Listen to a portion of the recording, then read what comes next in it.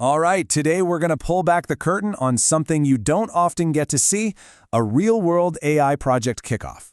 We're going to listen in as a client, Agilize Assistencia, sits down with their vendor to get a brand new tool, Omni AI, up and running. So let's get right into what happens when the slick sales pitch ends and the real work actually begins.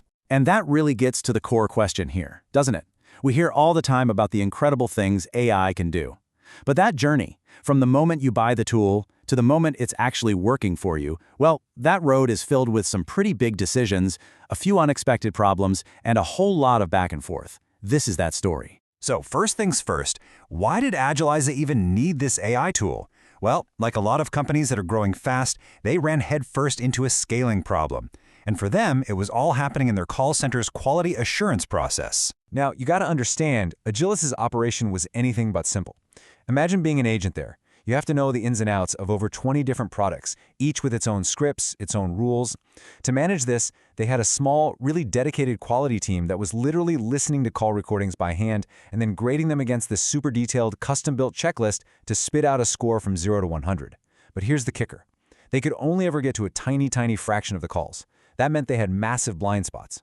Their big goal? To see everything. And to solve that visibility problem, they went out and bought Omni AI. It's a tool that promised to use artificial intelligence to listen, transcribe, and analyze every single call, completely automatically. I mean, on paper, it looked like the absolute perfect fix. But it's never that easy, is it? In the very first kickoff meeting, the team immediately slammed into a fork in the road, and it was a huge choice that the client, Agilize, had no idea was coming. The vendor laid out two completely different paths. Option one was the standard model. Basically, use the AI right out of the box. It would be super fast to get going, and the vendor kind of hinted it could offer a new vision of quality, catching things their old checklists might have missed. Option two was the custom model. This meant they'd have to train the AI on Agilize's very specific checklist, what they called their bloco de perguntas, so the AI would act just like one of their human reviewers. So the choice was pretty stark. Do it the vendor's way or do it their way. And this unexpected choice, it created some serious friction right away. It really exposed that classic gap between what the client thought they were buying and what the tech team was now telling them they had to do. You can just feel the shock in this quote from Everton over at Agilize. He said, "Me pegou de surpresa, de verdade," which just means, it truly caught me by surprise. They were not expecting this at all. In their minds, the tool was just supposed to, work. And his frustration gets even clearer with this next comment. He says, "In the presentation, they said it did everything. Now we have to make a makeshift add-on." That word he uses, puxadinho, is perfect. It's Brazilian Portuguese for like a clunky, improvised room you add onto a house. He felt like he'd been promised this sleek, finished product, and now, day one, they're already talking about building a clumsy workaround. But here's the thing, and this is so important. This isn't some unique problem that only happened to Agilize. This is an incredibly common challenge. There's often a Grand Canyon-sized gap between the beautiful vision that gets sold in the boardroom and the messy, practical reality that the tech team has to deal with when they try to actually make the thing work. But instead of getting bogged down in an argument, the teams did something really smart. They collaborated to figure out a practical way to let data, not opinions, make the decision for them. They came up with a simple but honestly a brilliant little test plan. Step 1, the vendor sets up a test environment. Easy enough. Step 2, they'd run that standard out-of-the-box AI on a real batch of Agilize's calls.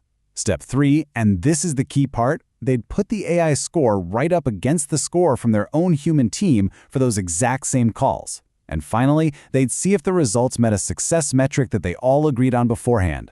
And that magic number was plus or minus 5%. They all agreed. If the AI score was within a 5% margin of error of the human score, then the standard model was good enough to move forward. It was just a fantastic move, because it took the whole argument out of the world of I think or I feel and put it squarely into the world of cold, hard data. So problem solved, right? They've got a clear path forward on which AI model to use. You'd think they were in the clear. But as it so often goes, the minute you solve one problem, another one pops up. And this next one was a pretty big technical hurdle. The team at Agilize, quite reasonably, asked the next logical question. See, they have this central hub where they pull data from all their different systems into one set of dashboards. So they asked, hey, can we just use an API to pull the data from Omni AI into our dashboards? And the answer they got back from the vendor was just blunt. Not yet. The tool, as it existed right then, had no API for integration. This was another huge feature, the ability to plug into their existing workflow that the client just assumed would be part of the package, and it just wasn't. So where did that leave them at the end of the day? Well, the meeting wrapped up as kind of a mixed bag. On the one hand, they definitely made progress. The test plan was a go, team training was getting scheduled, but on the other hand, some huge issues were still floating out there. That API they desperately needed was now just a feature request with no timeline. And in the meantime, getting their own data out of the system meant manually exporting spreadsheets. Yet another pushadinho for a tool that was supposed to get rid of manual work. And that really brings us to the final, critical question that this whole story raises. It's a strategic decision every single company has to make when they bring in new tech, especially AI. Do you change your deep-rooted business processes to fit the tool, or do you spend the extra time, the extra money, and the extra effort to force the tool to adapt perfectly to you? As this story shows us, the real answer is almost always found somewhere in the middle in a series of tough, unexpected compromises.